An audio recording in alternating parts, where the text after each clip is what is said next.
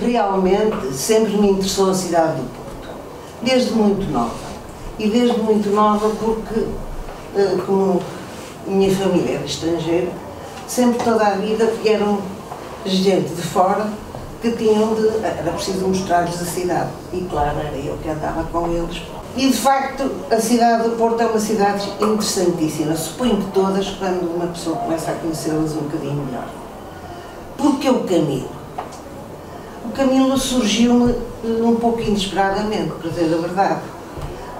Depois de ter feito a tese sobre a primeira metade do século XIX, houve sempre uma parte que me pareceu que estava muito mal feita, que são justamente os anos de transição de meados do século, a passagem do Porto revolucionário para o Porto liberal já instituído, e a chegada de Fontes Pereira, que é o homem que põe ordem nas coisas, é o homem que sabe o que vai fazer, é o homem que quer desenvolver a cidade material, mas aquela transição sempre me fez muita confusão, porque de repente parece que tudo fica bem e que as pessoas deixam de haver as lutas que tinham ensombrado a primeira metade e que de uma forma geral os historiadores costumavam arrumar o que acontecia na cidade, dizendo que foi uma época de grandes convulsões, muitas lutas, etc. E não se fez nada, quando na realidade, do ponto de vista histórico, muitas vezes isso é uma coisa que se verifica na história, são justamente essas épocas que levam a pensar mais no futuro, na medida em que é preciso, de facto, pensar o que é que vai acontecer depois das grandes desgraças, não é? E o Porto, enfim, Portugal, tem de facto um papel muito importante nesta transição e, portanto, pensei em começar a estudar a cidade da segunda metade do século XIX. Deixar a parte do pensar a cidade de uma forma abstrata e quase abstrata e passar a ver o que é que na prática se fazia. E foi aí que eu descobri uma coisa espantosa que não tinha percebido. É que, de facto, a cidade do cidadão, a cidade da primeira metade do século XIX, a cidade que estava a ser pensada para ser a cidade liberal, um esforço que justamente aqui no Porto se tinha começado a fazer, já desde o tempo do João de Almada, portanto, já ainda do tempo do Marquês, instituindo dentro das instituições públicas, digamos, e do Estado, enfim, não serei muito precisa nos termos, mas métodos e processos de controle da gestão urbanística, na linha do que tinha acontecido em Lisboa, e, portanto, instituir a Junta das Obras Públicas, uma série de instituições. Na segunda metade do século XIX, o que acontece é uma coisa que nos toma de surpresa, é que passa a ser o cidadão e, sobretudo, quem tem dinheiro que vai governar a cidade. E vai governar através de entendimentos entre os vários atores, e a Câmara, em geral, faz a gestão deste processo. Isto é uma coisa interessante, que perturba, altera completamente, acho eu, a investigação, uma vez que a Câmara, a maior parte das vezes, sabe muito pouco do que se passa. Tudo o que se passa, não é muito diferente do que acontece hoje. E nesse aspecto, de facto, a história ensina-nos, acho eu, não tanto a perceber o que acontece, mas a pensar sobre o que acontece para nós vermos para onde é que se quer chegar com aquilo que está a acontecer. Não são tanto modelos, mas processos de pensamento que estão e que a história tem uma qualidade, dá-nos o antes e dá-nos o depois também. E, portanto, nós apercebemos muitas vezes como é que as coisas se processam. No caso do Pinto Bessa, de facto, ele tem um processo de chegar às coisas, de entendimento com os agentes, que faz com que esteja tudo mais ou menos estipulado. Depois vem a crise e a coisa muda. Muda, mas renasce uns tempos depois. Eu comecei a perceber, através dos jornais, que Camilo era uma presença constante nos jornais.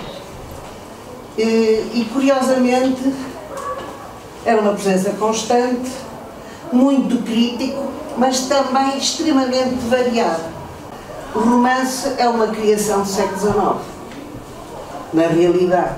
Ou seja, antes do século XIX, não há romances, porque o romance dirige-se a uma população mais ampla, dirige-se, no fundo, a toda a sociedade criada pela Revolução Francesa, se nós quisermos pôr as coisas de uma forma muito simples. E, portanto, Camilo vai ser um romancista. E ainda foi mais surpresa verificar que uma grande parte, não é tão grande como isso, mas apesar de tudo uma parte importante, da colaboração de Camilo no jornal não estava identificada. Quando estamos a falar no tempo em que a Europa está toda num enorme conflito, e Portugal, e o Porto concretamente, vai ter cá um dos grandes derrotados desse conflito, vai ser justamente o Carlos Alberto. Quando estamos a falar no Carlos Alberto, que é um homem, é um rei estrangeiro, que tem direito a uma praça aqui no Porto, realmente temos de perceber o antes e o depois de cada acontecimento. De facto, o século XIX, penso eu, do ponto de vista histórico, traz de regresso um aspecto muito importante da história. É a importância do acontecimento. E daí a importância dos jornais. Quando, no final da segunda metade do século XIX, o Porto tem uma grande quantidade, uma enorme quantidade de ruas particulares, que são ruas que são abertas no terreno de alguém e que muitas vezes estão penduradas por um caminhinho a uma rua mais principal e urbanizam um terreno mais ou menos grande. Não está estudado. Século XIX, o Porto do século XIX, na minha opinião, do ponto de vista do que é a formação do tecido urbano, ainda vai ter que dar origem a muitos estudos, porque ainda se sabe muito pouco. Já alguma vez foram à Rua Barão Nova Sintra, vão todos satisfeitos por ali fora, não é? E chegam ao fim e depois. O que é que acontece? O que ali acontece tem que ter uma explicação. Porque aquela rua, tão direitinha, que ainda por cima, não sei se repararam, é a continuação de uma outra que vem lá de cima, por ali abaixo, chega ali e entope. Essas ruas, portanto, Barão Nova Sintra, António Carneiro e Barros Lima, Barros Lima que entronca em Pinto Bessa, precisamente. Exato. Mas são ruas que ainda hoje são ocupadas praticamente e só por equipamentos. Verdadeiramente, Barros Lima é uma rua que, à exceção da zona das Eirinhas, que é a zona mais alta, digamos assim, é ocupada pelo cemitério e por um reservatório das águas do Porto. Portanto, não há de outro. Há mais de metade da rua, digamos assim, que é ocupada por equipamentos. A Rua Barão Nova Sintra é ocupada na parte inicial por habitação, mas depois era por uma fábrica que agora está em insolvência, que era uma fábrica de camisas. Depois era os serviços municipalizados, portanto, que agora são as águas, e que ocupam toda a faixa direita da rua, desde os primeiros 150 metros até ao final. até ao tal entroncamento com a linha de caminho de ferro. Do outro lado, temos o colégio do Barão de Nova Sintra, portanto temos um terreno da Misericórdia, que tinha um terreno também do outro lado, que foi comprado, isto é outra história, mas que foi comprado pelos serviços municipalizados para a sua expansão, e mais à frente temos o Centro de Saúde, que também era uma ocupação do antigo palacete, não é? Do Barão de Nova Sintra. Do Barão de Nova Sintra. E a seguir temos a casa da pintora Aurélia de Sousa, a casa do Aurélio Pacho Reis, mais à frente a casa do Agostinho da Silva, não é? E depois temos a Travessa da China. E temos uma rua, que é uma rua que vai ter Alfreixo, e que vai ter, e que passa por baixo da linha de caminho de ferro, nas suas arcadas, portanto uma espécie de viaduto, não é? E que aí continua, por essas escadinhas, mas curiosamente ela continua na direção do tal caminho de ferro. Portanto, há ali um bloqueio, não é? Portanto, que tem a ver com o confronto entre dois tipos de propriedades públicas, uma municipal e uma outra do Estado Central. E esse bloqueio nunca foi ultrapassado. Portanto, aquilo que é uma rua sem sentido, sem saída, sem destino, tem uma história por trás que nos ajuda a perceber aquilo. Não é? E curiosamente é uma rua que, voltando a estas questões de, podemos dizer outras, as ruas particulares foram proibidas no Porto a partir de 1921, portanto já no século XX. Pronto. Mas durante muitos anos elas serviram sobretudo para dar capacidade construtiva no interior de grandes propriedades.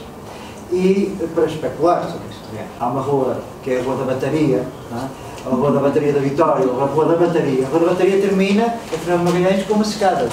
Não é? Portanto, é uma impossibilidade de chegada por razões que são razões topográficas. Não é? Portanto, e então a resolução daquela rua são umas escadas. Mas podíamos falar de um conjunto de outras ruas que tinham assim, por exemplo, na zona das Eirinhas, que é acima do tal cemitério da Igreja de Bonfim, na Rua Barros Lima, também termina numas escadas que dão para a Rua do Bonfim.